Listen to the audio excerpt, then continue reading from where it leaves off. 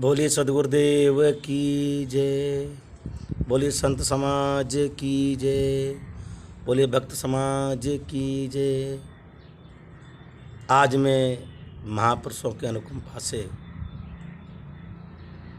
सदगुरुदेव की असीम दया से आज आपके बीच में ये बताने जा रहा हूँ एक दृष्टांत के माध्यम से कि मनुष्य के अंदर कितनी ताकत है, कितनी शक्ति है। वो व्यक्ति पहचान नहीं पा रहा है कि मेरे अंदर कितना बोध है, विवेक है, शक्ति है। पहचान नहीं पा रहा है अपनी शक्ति को। एक दिन क्या हुआ, एक राजा था। एक राजा और उसके बहुत बड़ी सेना थी। जहाँ युद्ध को लड़ने जाता था तो युद्ध को जीत के आता था, लेकिन वो किसके सहारे थे? उसका एक हाथी था जो जंगी हाथी होता है। जिस जंग में वो हाथी जाता था राजा को बिठाल करके अपने ऊपर, तो राजा उस जंग को जीत के आता था। एक दिन धीमे धीमे वो हाथी और बुजुर्ग हो गया। आप जानते होंगे जब शक्तिहीन हो जाते हैं तो गवर्नमेंट भी लोगों को रिटायरमेंट कर देती। क्यों? उनका जो शक्ति है थोड़ी कम हो जाती है, समझने की, सोचने की, विचार की। तो इसी प्रकार राजा ने जब उसका हाथी बुजुर्ग हो गया तो राजा ने उस हाथी को आज़ाद कर दिया। तो हाथी एक दिन घूमते हुए एक तालाब की ओर चला गया। जब तालाब में पहुंचा पानी पीने के लिए तो तालाब में कुछ कीचड़ था। तो उसमें पानी पीने के वो जब प्रवेश हुआ तो उसके पैर गपच गए। पैर गपच गए तो हाथी निकलने की कोशिश कर रहा है, लेकिन हाथी उसमें और गहरा घुसता चला जा रहा है। लोगों को, वहाँ लोग थे तालाब की ओर, लोगों को मालूम पड़ा राजा का हाथी है, महाराज का हाथी है भाई। लोगों ने बहुत प्रयास किया हाथी को निकालने के लिए। हाथी निकलने की कोशिश नहीं हुई, नाकाम हो गए जितने भी लोग थे वहाँ थे। राजा के पास संदेश पहुंचा कि महाराज, आपका जो हाथी था जो जंगों को जिता के लाता था वो आपने आज़ाद कर दिया है, अब बुजुर्ग हो गया है। अब वो हाथी तालाब में गपच गया है। राजा बेचारा दौड़ा, अपनी जो हाथी को निकालने वाले लोग, जनता को लेके आया। यह हाथी निकल नहीं रहा है। राजा ने बहुत प्रयास किया। उधर से तथागत गौतम बुद्ध अपने भिक्षु संग निकल के चले जा रहे थे। अरहत बोले अपने भिक्षुओं से, हे भिक्षु देखो ये भीड़ कैसी हो रही है। उनमें से एक भिक्षु पहुंचे, उन्होंने पूछा महाराज ये भाई क्या हो गया इधर? उन्होंने कहा कि देखो राजा का हाथी है, हाथी इसमें गपच गया है। अच्छा, इतने क्या करे लौटे आए सुन करके।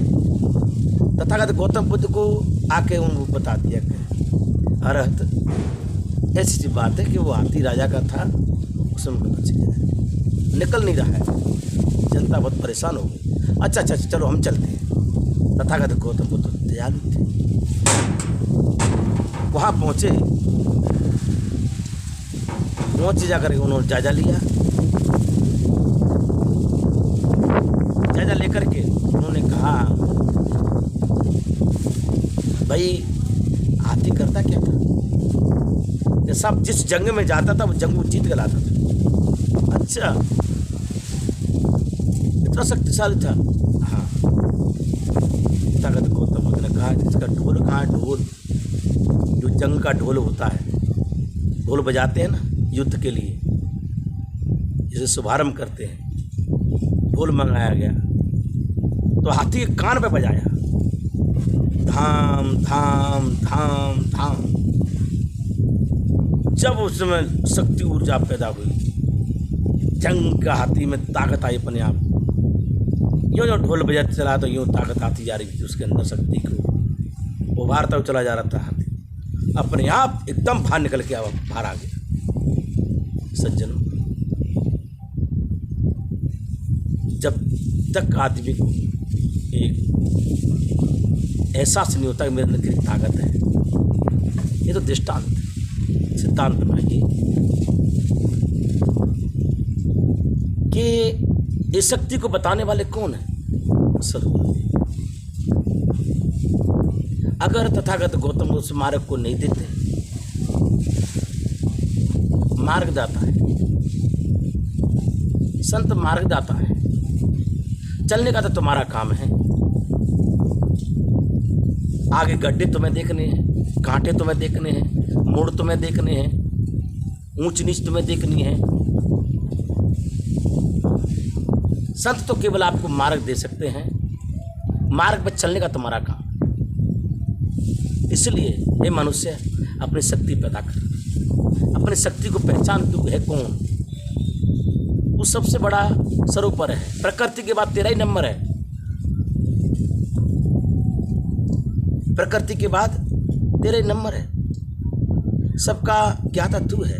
तूने ही प्रकृति को नाम तूने दिया, प्रकृति द्वारा तू हुआ है, लेकिन नाम तूने दिए हैं। वेदों के, देवियों के, देवताओं के, ईश्वर के, परमात्मा के, अल्लाह के, खुदा के, भूत प्रेत, जितने भी नाम रखे तूने रखे, जात पंथ धर्म तूने नाम दिए हैं। फिर अपनी शक्ति को तू क्यों नहीं पहचान पा रहा है? तू ये करके दूसरे को सामने, जड़ के सामने चेतन होकर के तो जड़ के सामने गिड़गिड़ाता है। बड़ा मुझे खेद होता है कि इतना चेतन बोध होते हुए, इतना सुज्ञान होते हुए इस प्रतिमा को तूने तैयार किया, तूने लीपी, तूने पोती पोत करके तूने उसे पूजा करने शुरू कर दिया। और तू उससे क्या मांग रहा है? ट्रक है, गाड़ी, नौकरी, मकान, सुख शांति उससे मांग रहा है। तूने पैदा की, तूने उसको जाकर के किसी मंदिर में बैठाया, पधारा, और तू उसके सामने गिड़गिड़ा हाथ जोड़ करके। तब मुझे कहना पड़ रहा है कि मनुष्य, तू अपनी शक्ति को पैदा कर। तू बड़ा शक्तिशाली है। तू अपने आप की ताकत को, तू चाहे तो तू कलेक्टर बन सकता है, इंजीनियर बन सकता है, डॉक्टर बन सकता है। तू चाहे तो संत बन सकता है, ऋषि मुनि योगी बन सकता है, जज बन सकता है। तू चाहे तो आगे चल कर तू कितना बड़ा अधिकारी बन सकता है। तू चाहे तो संसार में अपना नाम कमा सकता है। तू चाहे तो जीवन को ऐसा बना सकता है कि सामने वाले का तू प्रेरणादायक बन सकता है। इसलिए हे मानव पुतला, तू अपनी ताकत को पहचान, अपनी ताकत को पहचान करके अपने आप को नाकाम मत कर। इतना ज़्यादा न कहते हुए मेरा आपसे निवेदन सभी से, अपनी ताकत का एहसास करो कि हम मनुष्य हैं, मानव हैं, मानवता के कर्म करने चाहिए, अमानवता के नहीं। ठीक है, मेरा आपके नारायण से मस्ताना का पता यही चरणों में निवेदन है। हे मनुष्य, अपनी शक्ति को पहचान कर, अपनी शक्ति को पहचान कर। तू है कौन, क्यों आया, वो कई काम में लग गया। बोलिए, आपके नारायण से मस्ताना की तरफ से इतना ही निवेदन है, अपनी शक्ति को पहचानिए। आपका नारायण से मस्ताना त्रय बार आपके लिए साहेबंदी कहता है, साहेबंदी, साहेबंदी, साहेब।